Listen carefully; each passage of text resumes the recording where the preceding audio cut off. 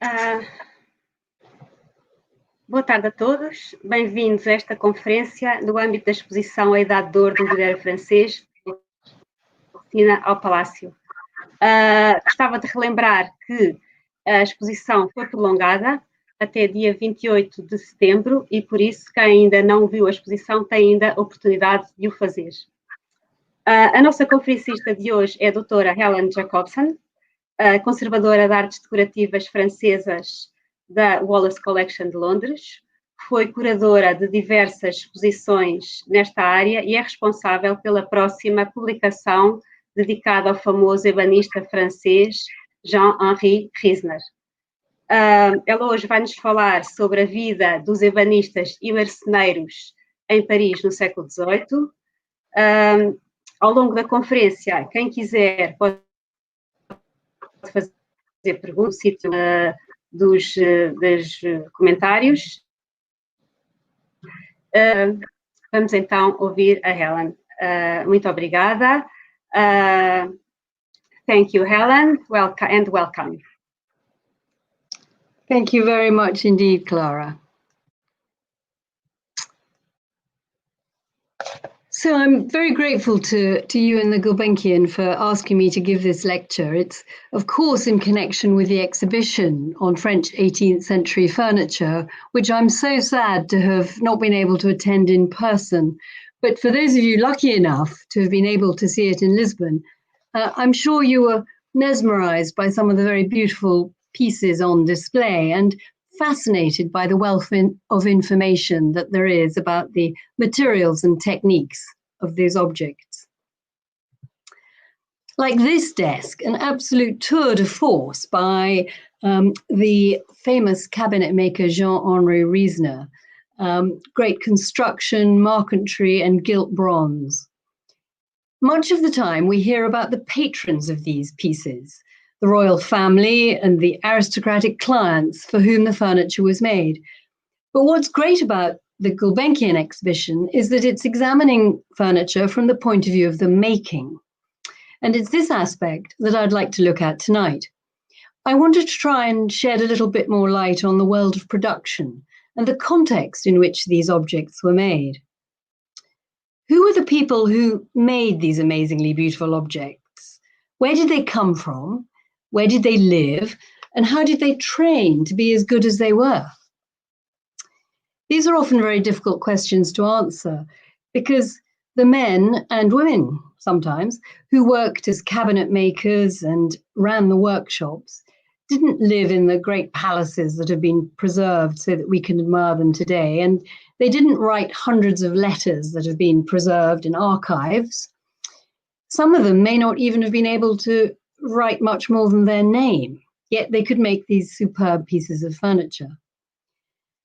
So what I'd like to do is look at recreating something of their lives from some of the sources that they did leave behind. And happily, bureaucratic Ancien Régime France had a wealth of lawsuits and inventories and even sometimes bills for these pieces of furniture. So let's see what we can piece together tonight. This is the fabulous so-called Plan Turgot, put together in the late 1730s. It's an amazing feat of topography, which shows the city of Paris laid out in front of you in a bird's eye view. Just to give you your bearings, I don't know if you can see my pointer, but this is obviously the River Seine running through Paris. Here would be the Louvre, Notre Dame would be on the Ile here.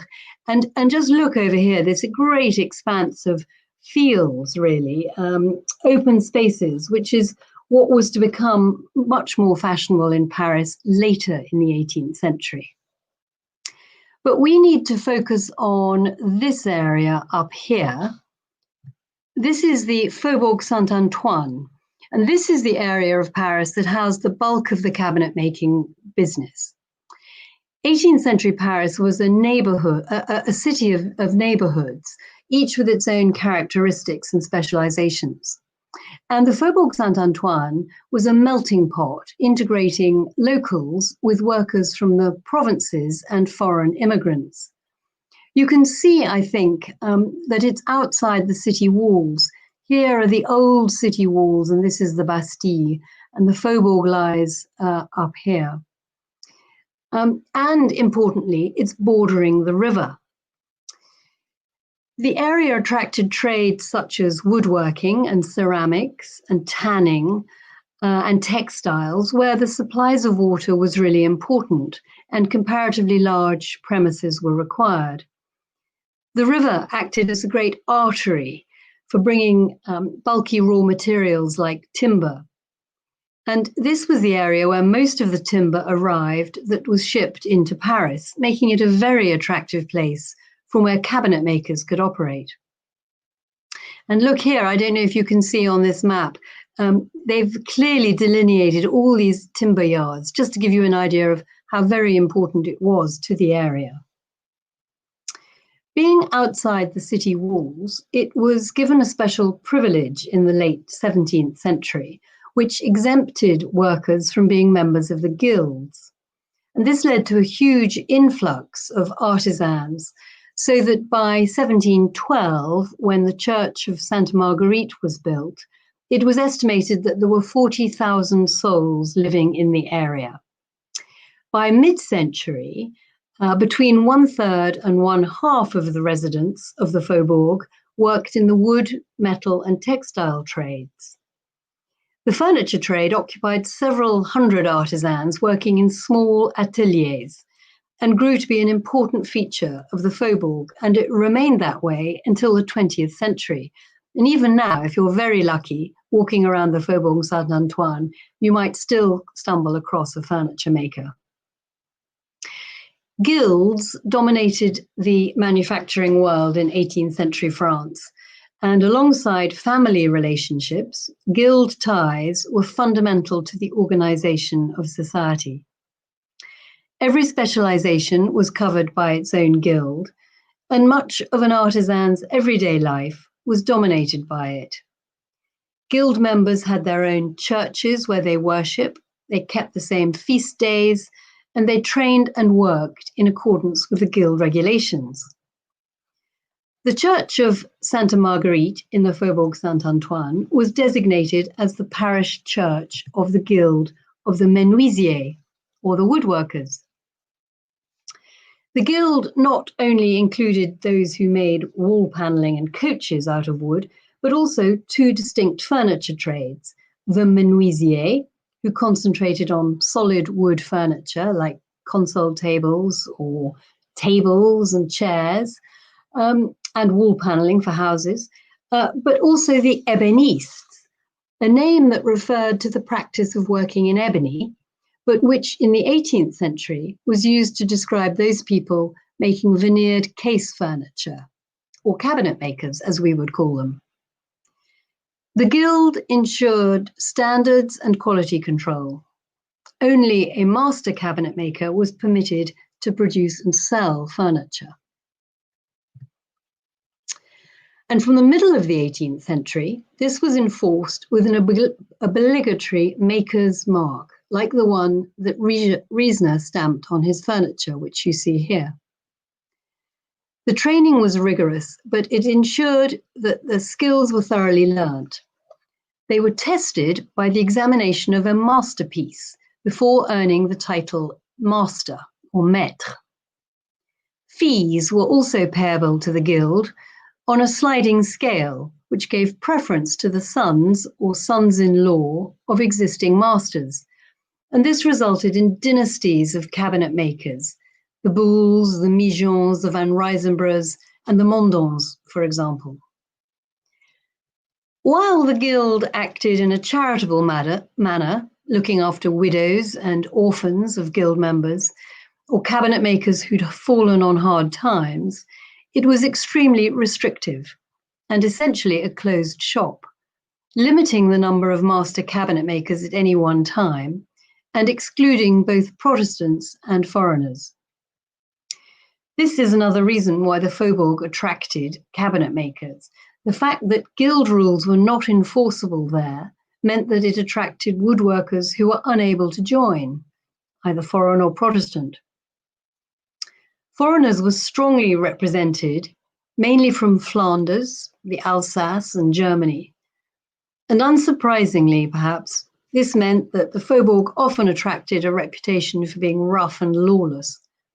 But it also attracted many of the regular guild members because of the proximity to timber supplies. So there was regulated furniture and unregulated furniture makers working side by side, and this seems to have helped boost the creativity and skills of the inhabitants. The Turgot plan shows us that the faubourg was built along a main artery, the road that you see here, the Grande Rue du Faubourg Saint-Antoine, with tall buildings incorporating shops on the street level. Most of the artisans rented their properties. The houses on the Grande Rue typically had 4 stories, a few bedrooms with workshop and living space below, and then stores and a cellar. Often at the back there was a courtyard, a well, and maybe a shed. The artisans of the faubourg tended to marry the daughters of other artisans, often in the same métier or related business. So, for example, we find the daughter of a marquetry cutter would marry a cabinet maker, or a cabinet maker's daughter married a bronze founder. And what about the rigorous training that I mentioned? Well, acquiring the skills took enormous time and effort and years of training. A young man was apprenticed for between 4 and 6 years to a cabinet maker from his mid-teens, probably around the age of 13, 15, something like that, and was then required to spend at least 3 more years as a companion or journeyman working for one of the master cabinet makers. Life was hard and relentless, from maybe 6 in the morning with the daylight hours, and endlessly repetitive of the same task until the skill had been fully mastered. So, for example, cutting veneers or planing surfaces. This is an engraving from an 18th century publication that gives us a wealth of detail about woodworking techniques and materials. It depicts a joiner's workshop. You can see the doors and panels standing around the sides, and the long benches that were required to work the very large pieces of wood. This slide is slightly different. It's a model of a cabinet maker's workshop, and it's actually on display at the moment in the Gulbenkian exhibition.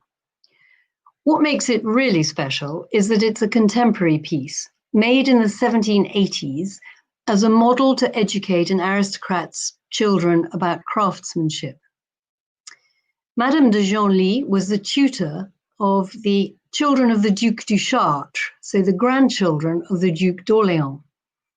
And as well as the traditional subjects, she believed that it was important for them to visit workshops and to understand the applied sciences and manufacturing. So she had 13 workshop models commissioned for the young princes, and this one shows the woodworking trades. The 3 benches represent the 3 different elements. So the one on the far left, that's half visible on the screen, is a bench fitted out for a house carpenter. In the middle, you see a bench for a coachmaker, and on the right at the front, a cabinet maker's workbench. And just look at the detail, the tools, the benches, the marquetry donkey, as this is called, for cutting marquetry. Apprentices had to work a 6-day week, and depending on the master, sometimes on Sundays. Although in theory, of course, they had to go to church, and also on feast days, along with everyone else in the workshops. An apprentice lodged with the master in his attic if he was lucky, or he slept in one of the sheds, or even on one of the benches in the workshop. Masters had legal control over their apprentices. They were obliged to train them and pass on the skills of their trade, to house and feed them, and to do their laundry. But in return, the apprentice was bound to the master, and he had to accept the regulations and couldn't go anywhere else to work. If he ran away, he was brought back to finish his apprenticeship. This was hard. But it did mean that apprentices who trained in the best workshops learnt great skills and techniques that they were then able to take with them to pass on, so that the skill levels in the 18th century often got better and better. Once a young man had finished his apprenticeship, he then worked for about 3 years as a paid journeyman. If he had the money and skills, he could then submit a masterpiece to the guild in the hope of becoming a master. But most cabinet makers did not obtain the exalted status of a master, and their lives were very different. Typically, the average journeyman cabinet maker might earn approximately 500 livres per annum. This works out at about 1.5 livres a day, or to put it in perspective, that's about the cost of a bottle of wine. Renting in a small house in the Faubourg Saint-Antoine cost between 400 and maybe 800 livres per annum, so it was beyond the reach of most journeymen. And so many artisans would rent just a few rooms in one of the 4-story houses. Their pay enabled them to survive, but was not enough for any of the luxuries of life. They owned their tools and some clothes, but not much else.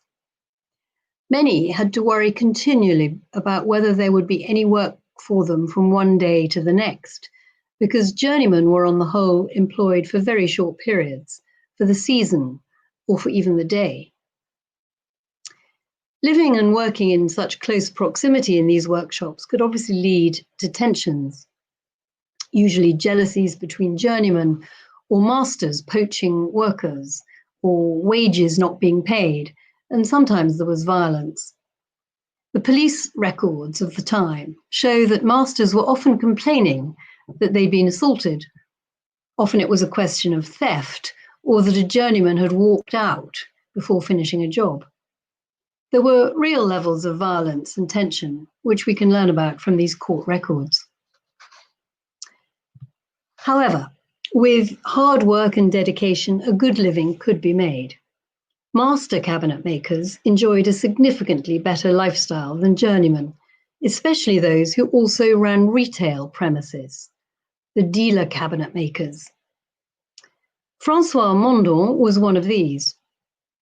We know him best for the hundreds of chests of drawers, tables, and desks that he made, mainly veneered in kingwood or tulip wood, like these 2 pieces that you see, with geometric marquetry and gilt bronze mounts. His furniture was generally speaking not haute luxe, but it was still quite expensive, perhaps 200 livres or half the salary of an average journeyman. Mondon did well for himself. He rented 2 adjacent properties in the Faubourg Saint-Antoine, for one of which he paid over 1,000 livres per annum. One house included lodgings where he lived with his wife and 3 sons, and where he had a shop called the Magpie. Other rooms were rented out. He also had a workshop where he employed about 6 or 7 people, including an apprentice. This was quite a large workshop. Each person may have had a specialization, such as making the carcasses or gluing the veneers. He trained his 3 sons, 2 of whom went on to be successful cabinet makers in their own right. After his wife died in 1744, an inventory was taken, and it shows that there were 21 unfinished pieces of furniture being worked on in Mondon's workshop, which gives one an idea of the scale of production. He sold furniture by other makers as well in his shop, but his own furniture predominated. His inventory shows that he also stocked furniture which wasn't finished. The bronze mounts hadn't been put on, or the marble top. And this makes it clear that clients could, to a certain extent, customize their piece. They could choose how they wanted the final details to look. Mondon had some quite grand clients, like the Duchesse de Maine, who would have been able to afford the more glamorous furniture that he produced, like this chest of drawers in the Wallace Collection. This is a very unusual piece by Mondon, comprising metal marquetry with elements of stained horn, which give it its colourful aspect. and very lavish gilt bronze mounts. It shows the range with which he was capable, but customarily his furniture was much less lavish. He had to make furniture that would sell, that his regular clients could afford. He was also a subcontractor for the royal cabinet maker Antoine Robert Gaudreau. In his middle age, he served as a committee member of the guild, even becoming its principal, so he was clearly well respected in his own circles. And he counted a number of cabinet makers amongst his friends. This is the inventory I mentioned. Although, of course, these are turgid legal documents, they do tell us a great deal. For example, Mondon lived a comfortable but not grand lifestyle. His house had a kitchen overlooking an inner courtyard, furnished with an old oak buffet, cane chairs, and a pine table. There were 2 little devotional pictures and a mirror on the walls. The other rooms were furnished in some comfort, including tapestry hangings on the walls, pier glasses, and brass wall sconces. Religious pictures and prints hung on the walls, and he owned silver goblets, spoons, and forks, and a snuff box. Of note, too, are the 16 books in a little study. They were all of a religious subject, but an indication of the levels of education. Madame Mondon dressed very well, as befitted the wife of a senior guild member. She owned a red and blue damask dress, 2 more satin and taffeta dresses, a striped satin skirt, a green taffeta skirt, and several cotton ones, while Mondon himself owned a large number of cotton shirts, some with muslin sleeves, several suits, a silk waistcoat, 5 wigs, and a hat. But life was much harder than this for most cabinet makers. And another very real problem was getting old. How did they survive when they could no longer make furniture? More often than not, children looked after elderly parents under the terms of a financial arrangement in return for a pension or by ceding them their possessions. If you didn't work or if you didn't have any savings, you couldn't live. But for some, only a very few, life could be very comfortable. This chest of drawers was made in the Cresson workshop and was retailed in Paris between 1745 and 1749, which we know from the crowned C mark on the mounts.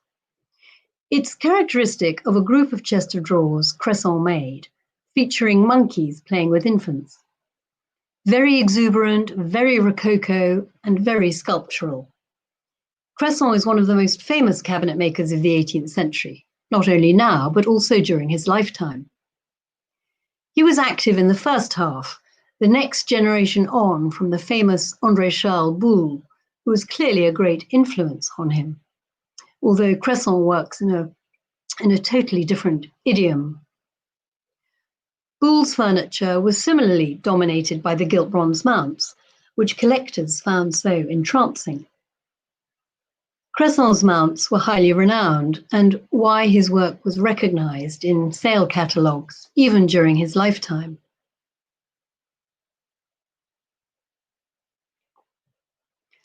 Cresson came from Amiens. His grandfather had been a menuisier, and his father was a sculptor.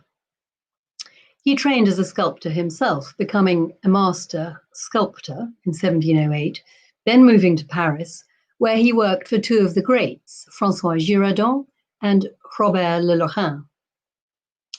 But he also started working for a cabinet maker called Joseph Poitou, making mounts for Poitou's furniture, and he became well known for the modèle, i.e. for the furniture mounts.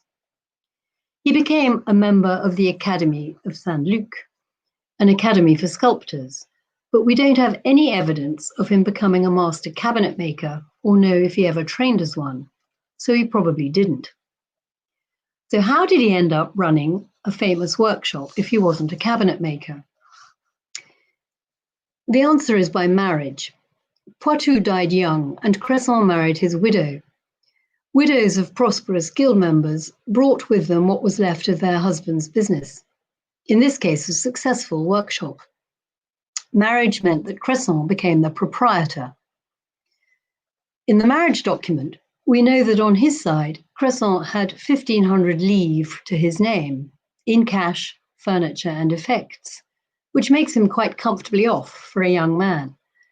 But marrying Madame Poitou would have transformed his life. And unlike most cabinet makers, he didn't live or work in the Faubourg Saint-Antoine. Instead, he continued to live in the premises bought by Poitou near the Place des Victoires, very close to Cresson's patron, the Régent, Philippe d'Orléans, who lived in the Palais Royal. This was a rapidly growing area of Paris. The new money of financial and banking circles favoured this area, and large houses were being developed, an ideal place to sell furniture. The circles around the Régent were also significant for Cresson, not just financially, but also the artistic circles, as Philippe d'Orléans was a renowned connoisseur and actively encouraged artistic patronage. In the bronze mounts on Cresson's furniture, we can detect that he took inspiration from the likes of the artists Watteau or Claude Audrin, and the decorative playfulness of their singerie, or the light-hearted frivolity of Beauvais tapestries. Patronized by the Régent circle, Cresson adapted this two-dimensional decorative plane into 3 dimensions and a more fully developed Rococo style, as you see here on the commode, in comparison with the Watteau arabesques. And he developed a client list of collectors and patrons in the regent's axis, as well as the regent himself.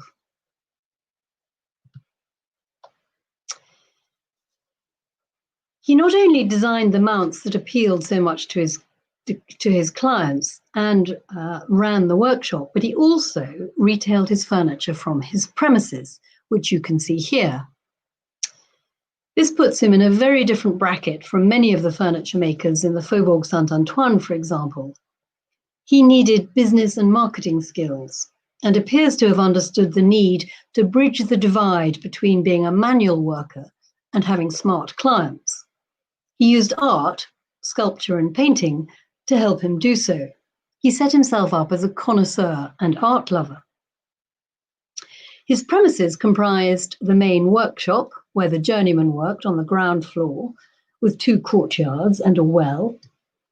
Also a second larger workshop and a large atelier for the gilding, where he employed 2 bronze workers. And then an assortment of workshops and wood stores. But it was on the first floor that Cresson had a gallery and a showroom. This is really quite exceptional for a cabinet maker. He's cleverly able to set himself up as a fashionable dealer in premises that are smart and appropriate for the expensive furniture he's making. The showrooms were luxuriously and elegantly decorated. There were 5 in all, where he had paintings, bronzes, and furniture on display. These were both his personal collection and stock for sale. The first room, overlooking the street and preceding the gallery, was called the Little Green Bedroom and had walls hung with green satin, a chimney piece surmounted by a large looking glass, a green satin 4-poster bed, and chairs with floral upholstery. Next to the bedroom was the gallery, which ran the length of the entire neighbour's garden. Here, Cresson put his best and most expensive pieces of furniture for sale: a bureau plat, a long case clock, and a pair of spectacular medal cabinets. And what you see here is one of a pair of the same model of cabinets. These are in the Gulbenkian. They are really exceptional pieces, typical of the way Cresson worked with geometric parquetry veneer and figurative mounts. Taking the form of a 2-door cupboard on a base table, the doors open to reveal carefully numbered drawers. The lower part has a slide that pulls out to form a shelf, so you can inspect the medals when you take them out of the drawers. The main feature, though, is the sculpted gilt bronze mounts, of the big mount of the 3 putti operating a coin press, and the medals that decorate the sides of the cabinet. So there's no doubt about what the function of these cabinets are. In all the rooms of his gallery showroom, Cresson hung paintings tightly, as one would have found in a connoisseur's gallery, like Creusot or Rondon de Boissy. He had 30 paintings in the gallery and 70 more in 2 salons that opened off it. Remarkably, he had a skylight in his gallery, ensuring that his paintings were lit from above. This was very unusual at the time. The Regent at the Palais Royal hung some of his most beautiful paintings in a salon with a lantern skylight in the ceiling. But for someone in Cresson's position, that's pretty remarkable. His paintings collection was obviously something he spent money on right up to his death. In that respect, he's a bit like Boulle, who also had an outstanding collection of prints and drawings. When he died, Cresson had about 100 paintings which were auctioned off. And here you can see the front page of the sale catalogue. His collection comprised works of the 3 major schools. Italian pictures included works attributed to Raphael and Titian, while French paintings were attributed to Claude Lorrain and Poussin. And there were 60 Dutch and Flemish paintings by the likes of Teniers and Van Dyck.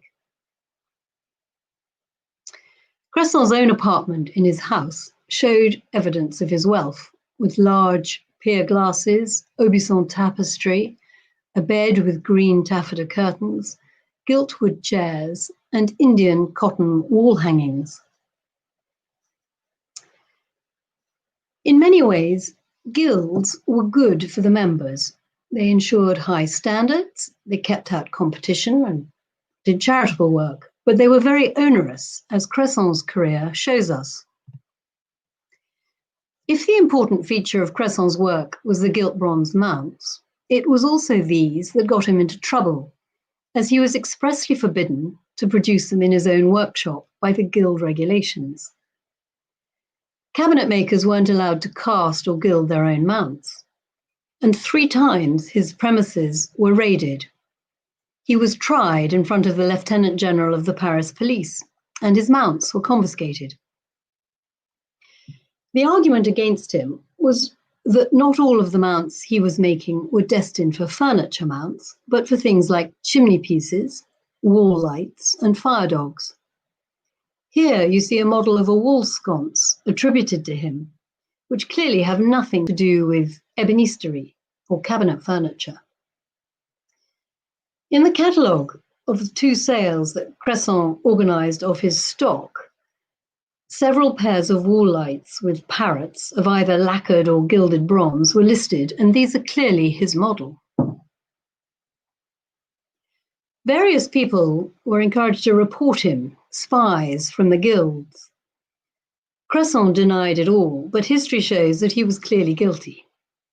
His line of argument was that in order to be better than his rivals, he needed to oversee the finishing of his mounts in his workshop, and he couldn't do that if he had to send his furniture away to the founders to be mounted.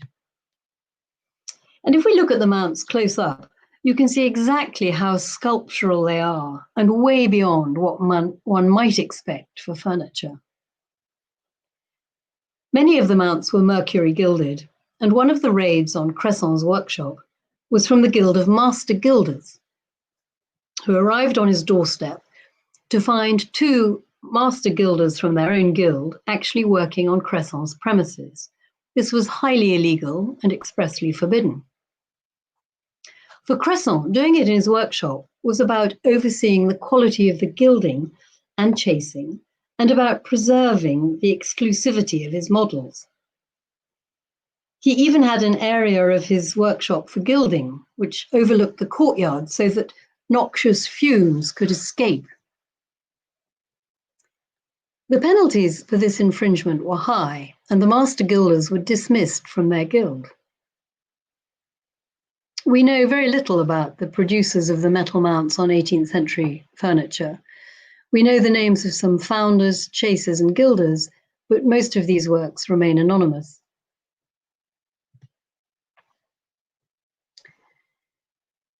If the mounts were a defining feature of Cresson's work, marquetry was the speciality of Jean-François Urbain.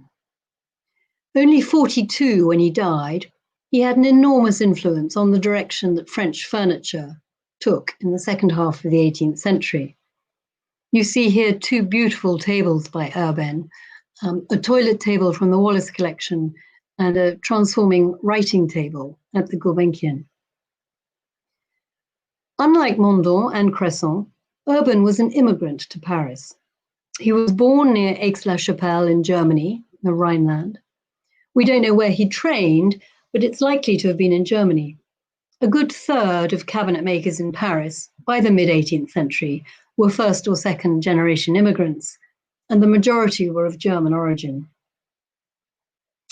Initially living in the Faubourg Saint-Antoine, by his mid-20s, Urbain was working in the workshops of Charles-Joseph Boulle in the Louvre. This was allowed because the Louvre was a privileged area like the Faubourg Saint-Antoine and outside the guild regulations. In the 1750s, Urbain came to the attention of one of the great Parisian dealers, Lazare Duvaux, and through him to Madame de Pompadour.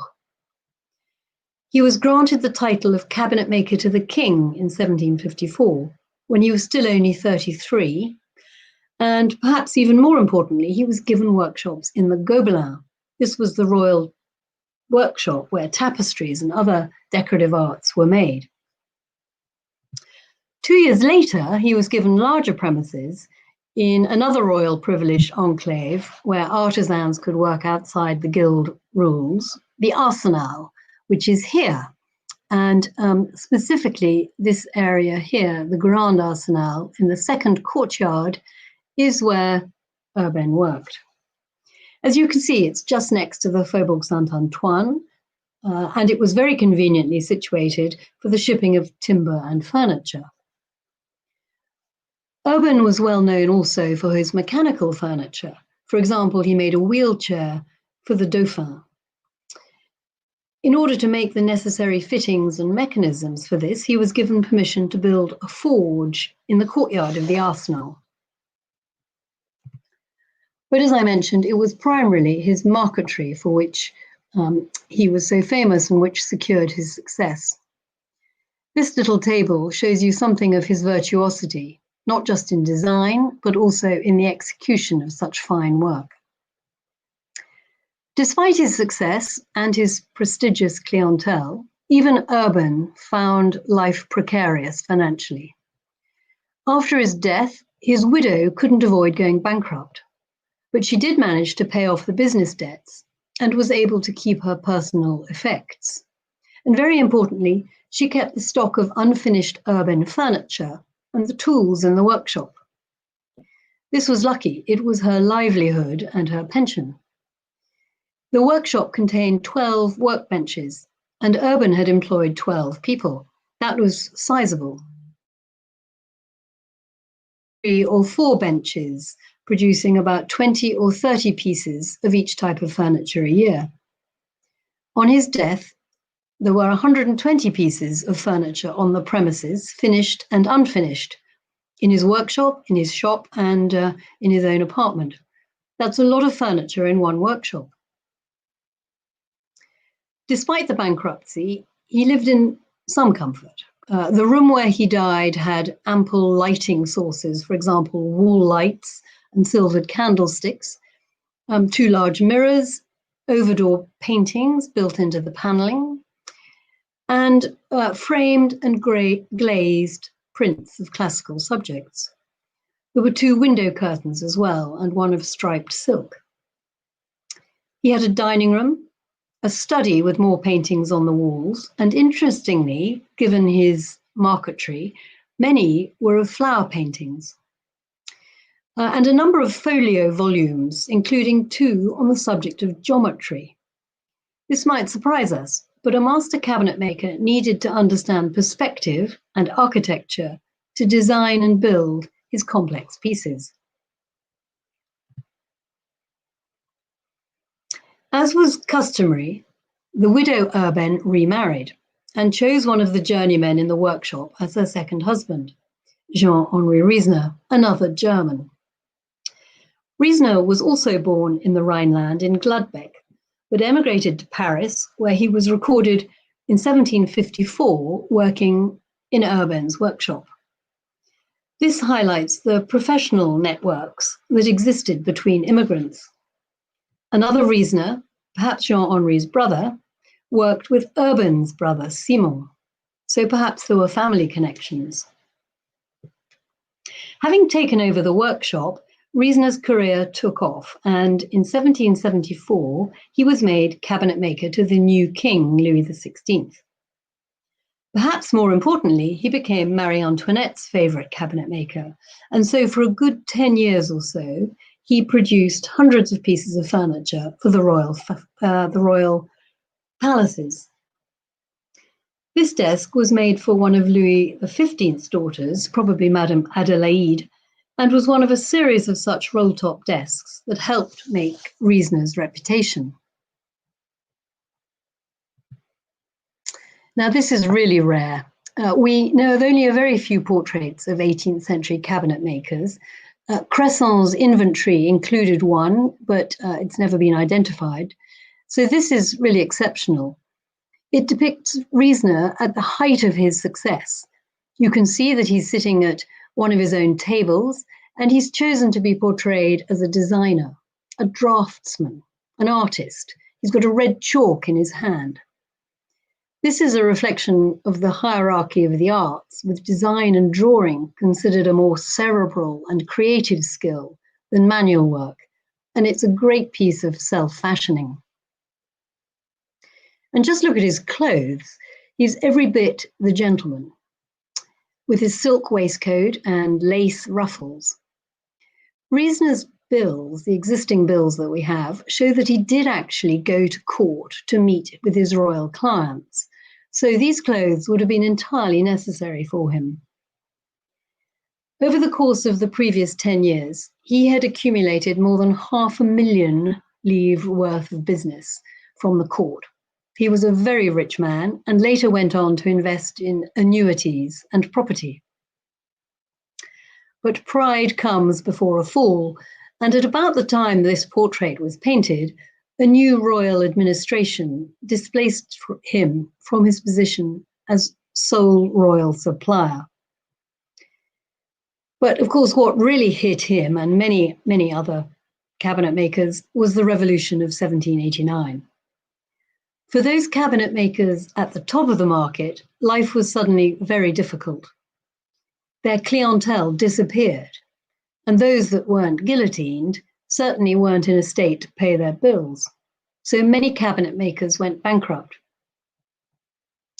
Riesner compounded his difficulties by buying back some of the royal furniture that he'd made, thinking that he would be able to sell them when conditions got better. But demand for this type of very lavish, highly decorated marquetry furniture had dried up, and he was forced into fire sales of his stock in the 1790s.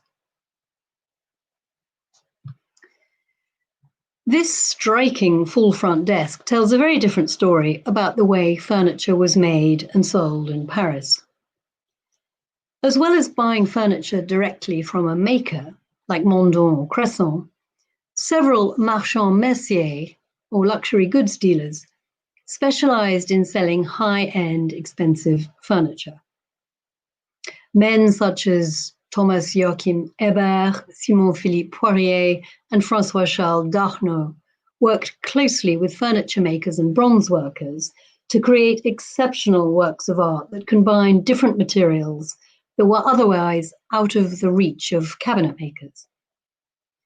This could, for example, involve mounting Sèvres porcelain plaques on furniture or Asian lacquer, both expensive items in their own right, but when combined in fashionable furniture, became the ultimate in exclusivity. Some of the most accomplished furniture makers in Paris worked for marchands merciers, some of them exclusively. Makers such as Martin Carlin and Adam Weisweiler appear to have had very few direct clients themselves, but instead were commissioned by dealers to produce luxurious pieces that were often designed by the dealers as well. For cabinet makers, especially immigrant cabinet makers, this had the added benefit of allowing them to access a wealthy clientele that they might not otherwise have been able to reach. Here we've got an example of a desk made in about 1770 by a highly accomplished cabinet maker, Etienne Levasseur. Levasseur had trained with the sons of André Charles Boulle and was highly skilled at metal marquetry, the technique perfected by Boulle that combined metal with turtle shell that was then mounted against ebony and given splendid gilt bronze mounts. Levasseur was also skilled at combining old pieces of Boulle marquetry in new shapes and forms, giving novelty-hungry collectors something that worked within their fashionable interiors, but which showcased an old work. In this example, Levasseur has used an old Boulle panel, the so-called birdcage design, an example of which is also found on a table in the Wallace Collection, and has cleverly combined it with a bang-up-to-the-minute full-front desk. It's just the kind of piece that was retailed through the dealer Claude François Julliot, who built up a reputation for dealing in Boulle or Boulle-style furniture in the 1770s. Levasseur lived in the Faubourg Saint-Antoine, and after the Revolution, his son continued the dynasty. To finish the evening, let's look at Bernard Molitor, who brings us into the more commercial 19th century. Molitor's business model involved selling directly to clients, and he established premises in the most fashionable areas to do so. He arrived in Paris from Luxembourg in 1778 and lived at the Arsenal, which you'll remember was where Riesner had workshops. We don't know that Molitor actually worked for Riesner, but it does seem very likely. There are similarities in construction between the two, and if you look at this chest of drawers, which we have at the Wallace Collection, I think you can see the similarities. In many respects, his work recalls that of Riesner. Molitor became a master cabinet maker in 1787. As well as making beautiful furniture beautifully, he had that elusive quality that the majority of master cabinet makers did not have. He was an astute businessman. His biographer, Ulrich Leben, has shown how he even visited London in the mid-1780s. There was a perception, this was a very perceptive move, as at the time, the goût anglais, or English taste, was dominating various aspects of life in Paris, even furniture. This is noticeable from the plain veneers, especially mahogany, like this commode, with which he made so much of his furniture, and is a long way from the elaborate, colourful marquetry of the previous generation. By the time he married, 10 years after arriving in Paris, Molitor was worth 15,000 livres, a very respectable amount. He moved out of the Arsenal to a workshop and apartment in the Rue de Lille in the Faubourg Saint-Germain. His workshop was on the ground floor. He had 8 workbenches in total. That means 8 craftsmen. There was a showroom on the first floor, and he evidently did well, because by 1801, he'd moved into much more fashionable premises on the Rive Droit. His shop and workshop were in the Rue du Faubourg Saint-Honoré, on the corner of the Rue Royale. His showroom occupied the whole of the front of the building, with a large shop window. He later moved to premises on the Boulevard de la Madeleine, again, with large shop windows, a very commercial space in the center of the newly fashionable area of Paris. Molitor achieved great success. Trained in the traditions of 18th century craftsmanship, he took advantage of the abolition of the guilds and expanded his business considerably after the Revolution, continuing to produce fine furniture in the relatively pared-down manner of early 19th century taste, and espousing the empire style with great sophistication, as you can see here, with this lacquer-mounted full-front desk. It's one of a pair bought in Paris for George IV in 1816.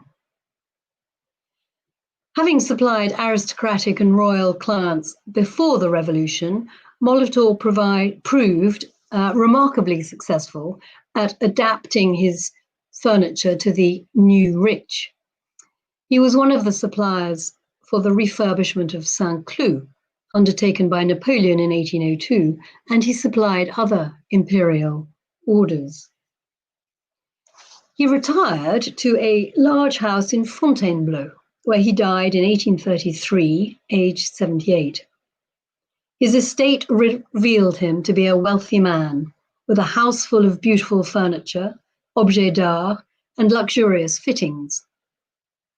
He owned books, paintings, clocks, bronzes, mirrors, and even parlor games. He ate off fine porcelain, owned a complete service of silver engraved with his initials, and had a fully stocked wine cellar. Through hard work, acumen, and presumably some luck, Molitor successfully adapted to the new century and was rewarded with a bourgeois lifestyle. He was one of the fortunate few, however. Many cabinet makers went bankrupt or died in penury. We do well to remember that the beautiful 18th century furniture we prize so highly today was not produced by just one person, but by a whole team of skilled craftsmen. Coordinated by the master, the apprentices, journeymen, and ouvriers libres honed their skills to sometimes extraordinary heights to produce the masterpieces that have been collected for well over 2 centuries. The names of the vast majority of them will remain forever unknown. Thank you for listening.